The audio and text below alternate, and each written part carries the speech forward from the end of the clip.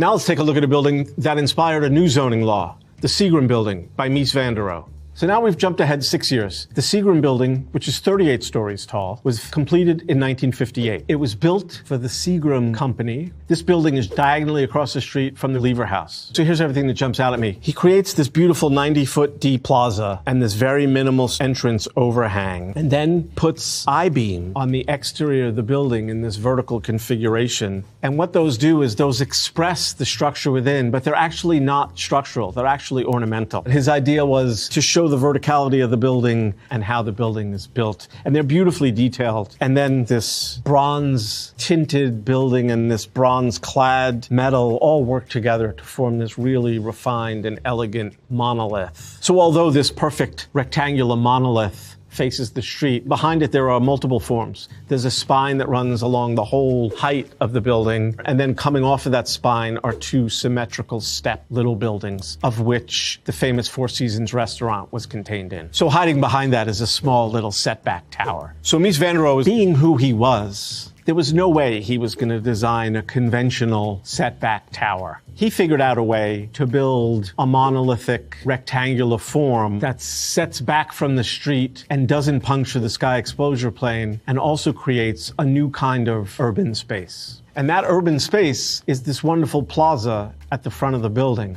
So before, as in the Empire State Building, where the building took up the entire footprint of the site, the Seagram building steps back and leaves part of the footprint empty and creates an urban plaza. So this building achieved what the 1916 zoning law set out to do, which was to let sunlight penetrate down to the sidewalk. And it did it in such a successful way that the new zoning laws that came in 1961 gave bonuses to encourage the alternate setback and create these plaza towers that had these public spaces that were privately owned.